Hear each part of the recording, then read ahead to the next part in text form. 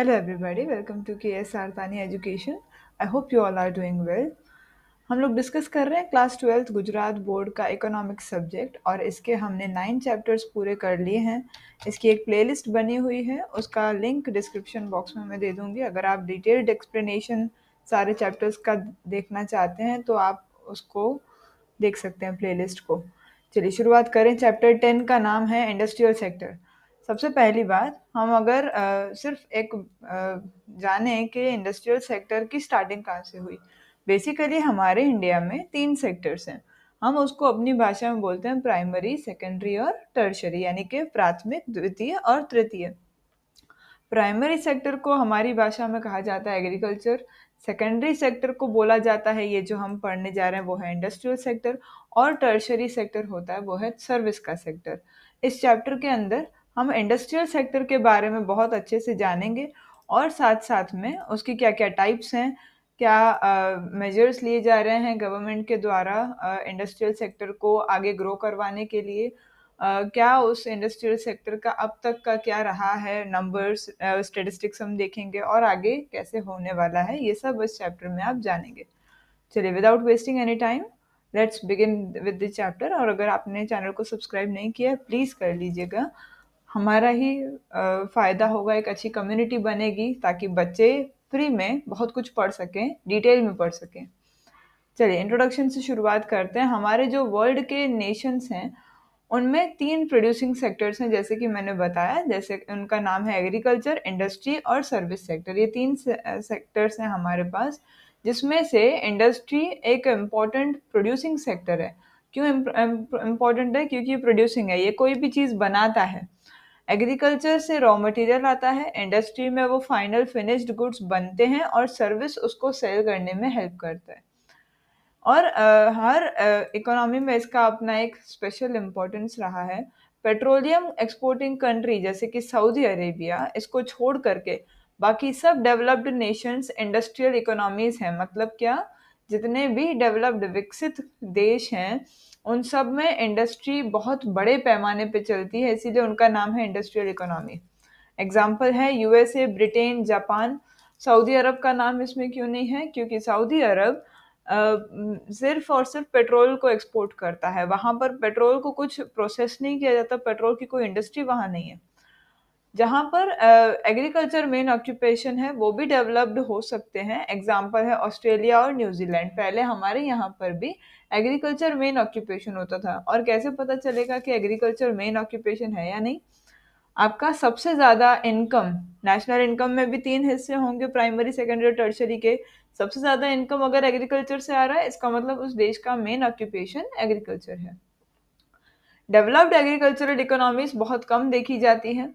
सबसे ज़्यादा डेवलपमेंट कब कब होगा? जब आपके पास इंडस्ट्रियल नेशन हो, आपकी इंडस्ट्री डेवलप्ड हो।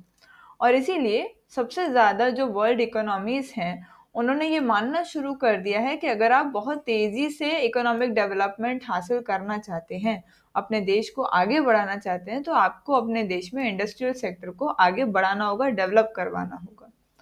इम्पोर्टेंस ऑफ इंडस्ट्रियल सेक्टर देखें। इंडस्ट्रियल सेक्टर क्यों ज़रूरी है?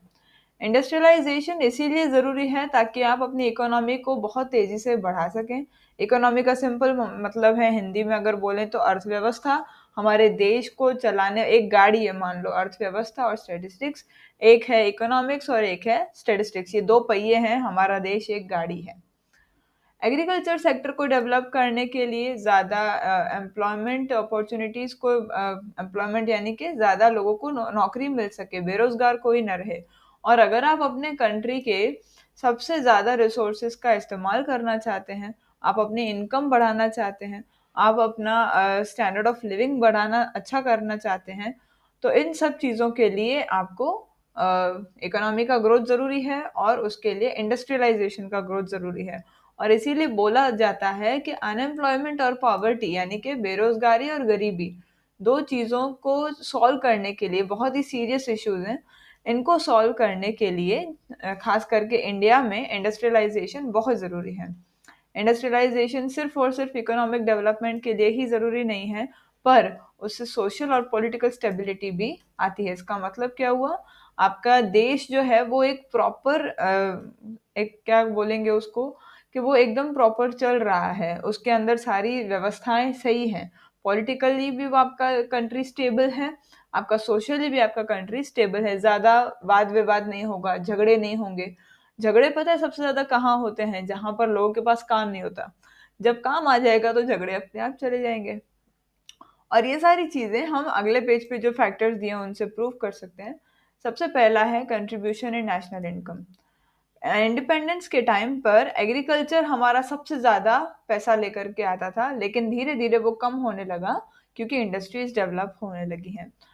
प्लानिंग एफर्ट्स के कारण इंडस्ट्रीज का अब शेयर बढ़ रहा है नेशनल इनकम में, लेकिन अभी भी ये उतना नहीं है जितना होना चाहिए। It is not still enough.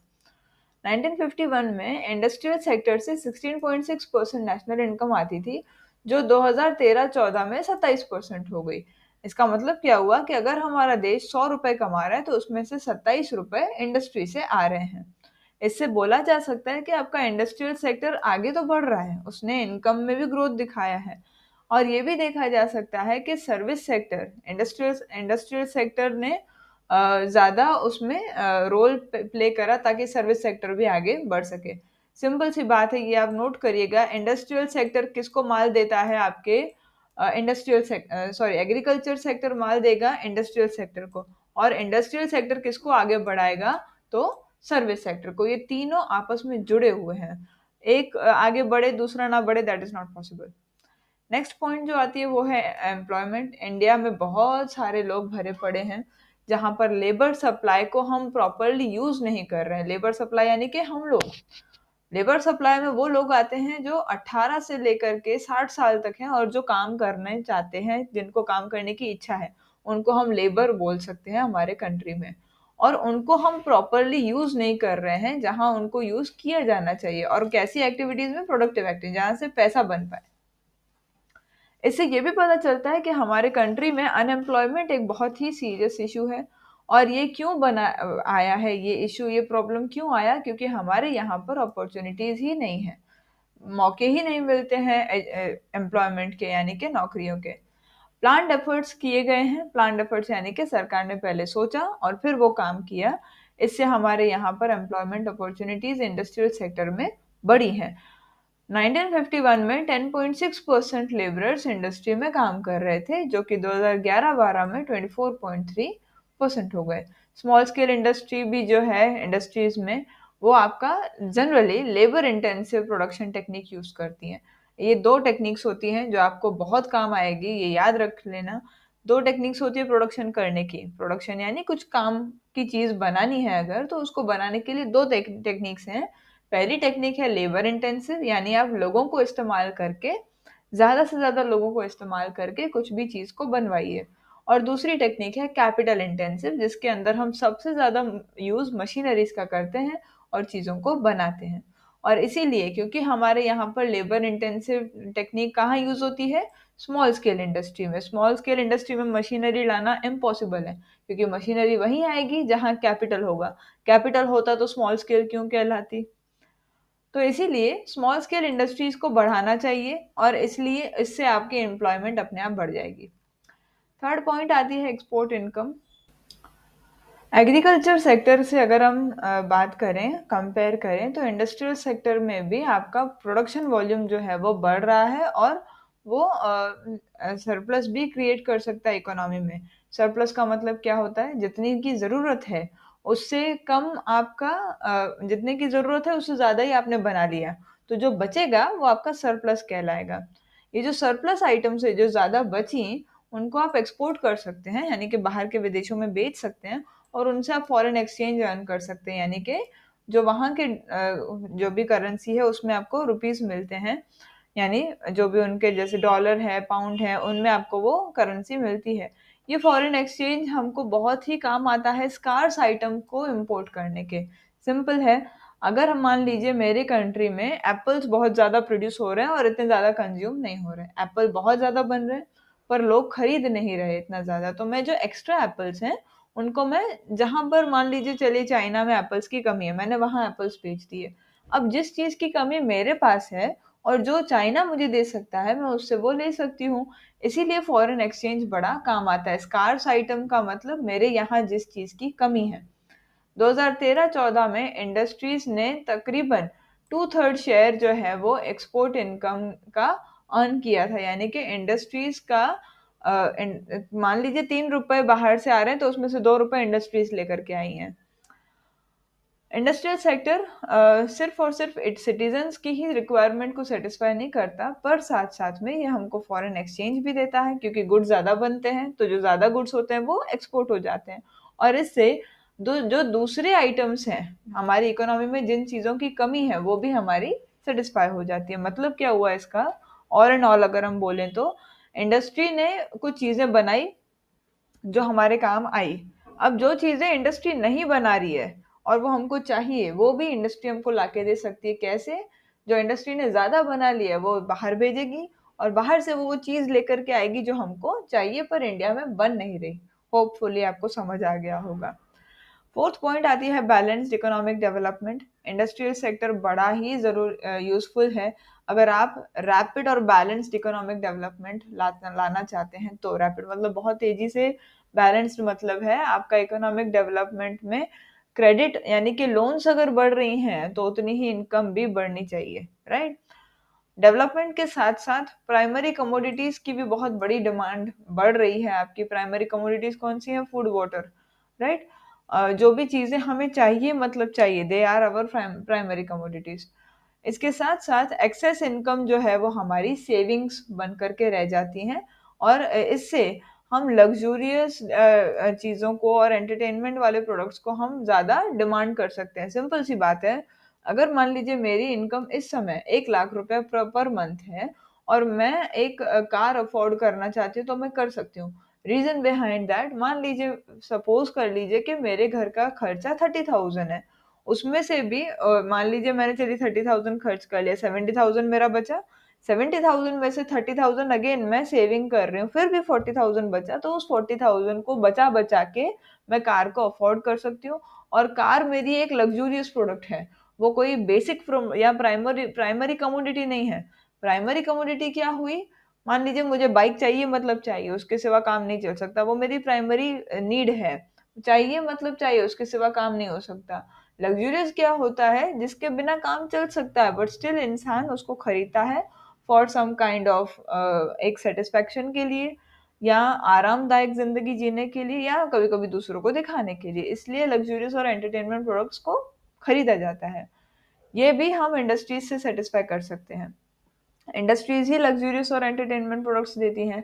साथ साथ में गवर्नमेंट ने बहुत सारे ऐसे पब्लिक सेक्टर एंटरप्राइजेस को डेवलप किया है या बनाया है, जहाँ कहाँ पर जो लेस डेवलप्ड या बैकवर्ड एरियाज हैं, ताकि वहाँ पर एम्प्लॉयमेंट बढ़ाई जा सके, इनकम भी बढ़ाई जा सके और साथ साथ में आपके कंट्री का एक बैलेंस्ड डेवलपमेंट हो सके। अच्छा, यहाँ पर इस लाइन में बैलेंस्ड डेवलपमेंट का अब दूसरा मीनिंग निकल के आता है। आपके कंट्री में ऐसे देखने जाएं तो दो टाइप ऑफ एरियाज होते हैं, एक होता है रूरल एरिया और एक होता है अर्बन एरिया। रूरल मतलब गांव, अर्बन मतलब शहर। अगर आपके शहर सिर्फ डेवलप हो रहे हैं देन दैट इज रॉन्ग, आपको साथ साथ में रूरल एरियाज को भी डेवलप करना है। इसको अपने बोलेंगे balanced development of economy. Fifth point जो आती है वो है मॉडर्नाइजेशन ऑफ एग्रीकल्चर। एग्रीकल्चर को भी मॉडर्नाइजेशन की बड़ी ज़रूरत है। जो हम टेक्निक्स आज से 50 साल पहले यूज़ करते थे, आज हम वो यूज़ नहीं कर सकते। We need certain kind of technology, science and technology की ज़रूरत है। और अगर हम इसमें चाहते हैं कि एग्रीकल्चर का डेवलपमेंट बहुत तेज़ी से हो, तो लैंड और लेबर प्रोडक्टिविटी अपने को बढ़ानी पड़ेगी। लैंड प्रोडक्टिविटी मतलब लैंड में खाद डालिए, उसमें से अगर आपने कुछ पौधे उगाए हैं और ग्रेन्स निकाले हैं तो उसको थोड़े टाइम के लिए छोड़ दीजिए, ताकि उसमें वापस से वो सारी उपज करने की ताकत आ सके। इंडस्ट्रीज ऐसी टेक्नोलॉजी देती हैं एग्रीकल्चर सेक्टर को हेल्प करने के लिए, जैसे कि ट्रैक्टर, थ्रेशर, सबमर्सिबल पंप्स यानी जो धरती के नीचे हैं, और ऐसे इक्विपमेंट्स जो पेस्टिसाइड्स को स्प्रे कर सकते हैं। पेस्टिसाइड्स मीन्स जो हमारे पौधों को इनसे कीड़े मकोड़ों से दूर भगाते हैं। और पौधे दूर नहीं भागते, कीड़े मकोड़े दूर भागते हैं। और ऐसे बहुत से मॉडर्न इंस्ट्रूमेंट्स हैं जो प्रोवाइड करती है इंडस्ट्री किसको, एग्रीकल्चर को। Even chemical based fertiliser, pesticides, ये सब भी इंडस्ट्रीज हमको देती है।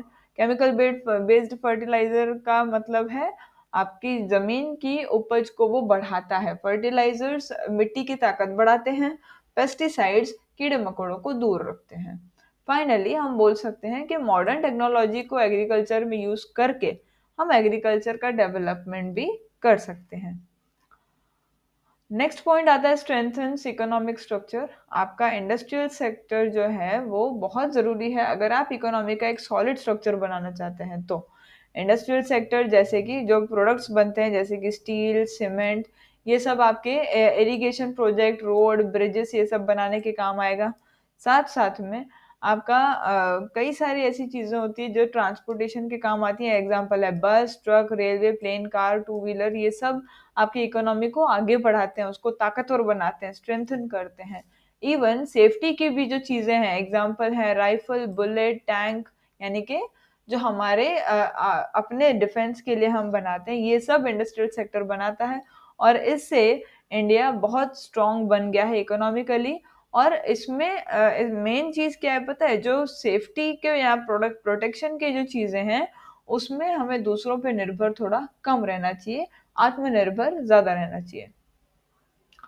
लास्ट पॉइंट आती है change in social structure. Industrialisation के वजह से इंडस्ट्रियल कल्चर भी आया है, जिसके कारण नई वैल्यूज जैसे कि discipline, hard work, competition, team work, self dependency, cooperation, understanding, innovation और इंस्टीट्यूशनल कैपेबिलिटी, ये सब आगे बढ़ रहे हैं। एक एक करके इन सब का मतलब जानिए। डिसिप्लिन का मतलब है एकदम टाइम टू टाइम काम करना, हार्ड वर्क बहुत मेहनत करना। कंपटीशन बढ़ गया है, इसका मतलब मैं अभी पढ़ा रही हूँ, मेरे जैसी 10 और पढ़ा रही हैं, how I can be ahead of them, मैं उनसे आगे कैसे निकल सकती हूँ, मैं उनसे डिफर, उनसे अलग कैसे क्या कुछ कर सकती हूँ। टीम वर्क यानी कि सबको साथ में मिलके काम करना है। सेल्फ डिपेंडेंसी का मीनिंग है हमें सिर्फ खुद पे निर्भर रहना है। We don't need to depend on other people for some kind of work. Cooperation, एक दूसरे का साथ सहकार देकर साथ में आगे बढ़ना है। मोदी जी कहते हैं सबका साथ सबका विकास।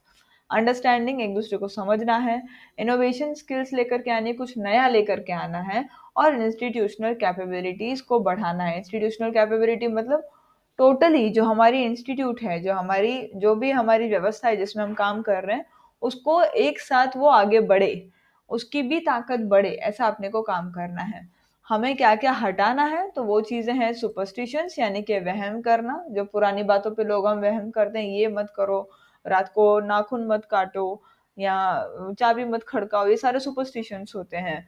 फेटलिज्म यानी कि हमें हमारी जो कई बार होता है ना कि इंडस्ट्रीज में कई सारे लोग बीमार पड़ जाते हैं, कई सारे लोग बहुत तकलीफ से काम करते हैं। We all need to get over it. हमें अपने वर्कर का ध्यान रखना है तो वर्कर हमारा ध्यान रखेगा। नैरो साइकोलॉजी को हमें दूर करना है, हमारी जो छोटी सोच है पतली सी, उसको दूर करना है। ऑर्थोडॉक्स बिहेवियर को दूर करना है।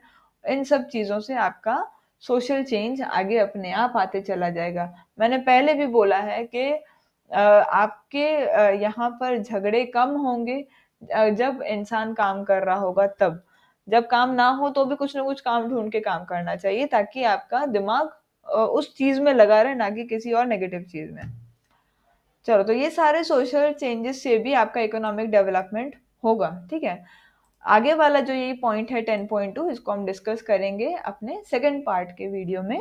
Thank you so much for patient hearing. बहुत टाइम के बाद ये वीडियो डल रही है and I am very happy to record that. Thank you so much for patient hearing. Have a good day.